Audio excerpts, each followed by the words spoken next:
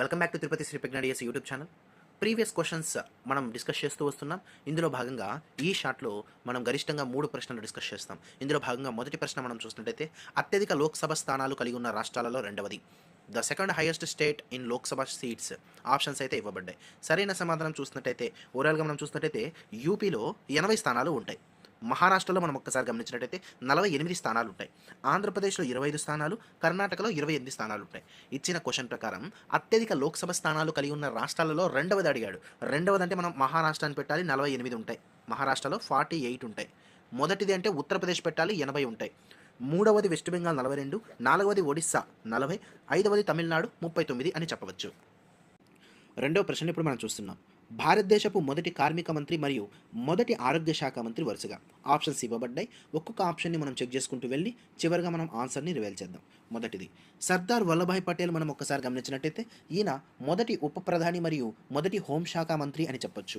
Doctor John Mathai గురించి మనం discuss చేసుకున్నట్టయితే టెక్స్ట్ బుక్ ప్రకారం ఈయన మొదటి ఆర్థిక శాఖ మంత్రి అని చెప్పొచ్చు. ఇక్కడ మనం గమనించాల్సిన విషయం ఏంటంటే ఒరిజినల్గా మొదటి ఆర్థిక శాఖ మంత్రి R K Shanmukham Chetty. Text book ప్రకారం జాన్ మతాయ్ గుర్తుపెట్టుకోవాలి. ఆ తర్వాత చూద్దాం.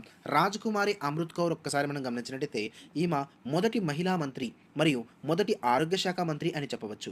జైరామ్ దౌలత్రామ్ని ఒక్కసారి మనం గమనించినట్టయితే ఈయన భారతదేశపు యొక్క మొదటి ఆహార వ్యవసాయ శాఖ మంత్రి అని చెప్పొచ్చు. ఇది కూడా టెక్స్ట్ బుక్ ప్రకారం. ఒరిజినల్గా అయితే బాబు రాజేంద్ర ప్రసాద్ గారు మొదటి ఆహార వ్యవసాయ శాఖ మంత్రి అని చెప్పొచ్చు. కానీ టెక్స్ట్ బుక్ ప్రకారం జైరామ్ దౌలత్రామ్ గారు మొదటి ఆహార వ్యవసాయ శాఖ మంత్రి అని చెప్పాలి. ఆ తర్వాత చూద్దాం.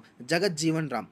జగజ్జీవన్ రామ్ గురించి మనం ఒక్కసారి మనం గమనించినట్టయితే ఈయన మొదటి కార్మిక శాఖ మంత్రి అని చెప్పొచ్చు. తర్వాత జాన్ మతాయ్ గురించి మళ్ళీ ఇచ్చాడు. జాన్ మతాయ్ అంటే మొదటి ఆర్థిక శాఖ మంత్రి టెక్స్ట్ బుక్ ప్రకారం మరియు మొదటి రైల్వే శాఖ మంత్రి అని కూడా చెప్పొచ్చు. ఆ తర్వాత చూద్దాం. జగజ్జీవన్ రామ్.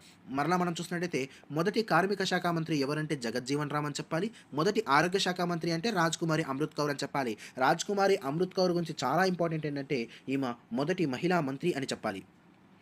మూడో ప్రశ్న ఇప్పుడు మనం గమనిస్తున్నాం. శ్రీకృష్ణదేవరాయల కాలంలో విజయనగర సామ్రాజ్యాన్ని సందర్శించిన పోర్చుగీసు యాత్రికుడు ఎవరు? ఆప్షన్స్ ఇవ్వబడ్డాయి. సరైన సమాధానం చూసినట్టయితే శ్రీకృష్ణదేవరాయల కాలంలో డొమింగో పెయిజ్ అని ఒక పోర్చుగీసు యాత్రికుడు సందర్శిస్తాడు. ఇంకా ముఖ్యంగా నూతన టెక్స్ట్ బుక్ ప్రకారం చూసినట్టయితే డువార్టే బార్బోసా అనే పోర్చుగీస్ యాత్రికుడు కూడా శ్రీకృష్ణదేవరాయల యొక్క కాలంలో సందర్శించడం జరుగుతుంది. నికోలో కాంటే చూసినట్టయితే రెండవ దేవరాయల కాలంలో సందర్శించడం జరుగుతుంది. ఈయన ఒక ఇటాలియన్ యాత్రికుడు అని చెప్పొచ్చు. అబ్దుల్ రజాక్ ఒక్కసారి గమనించినట్టయితే ఈయన కూడా రెండవ దేవరాయల కాలంలో సందర్శించినటువంటి ఒక పర్షియన్ యాత్రికుడు అని చెప్పొచ్చు.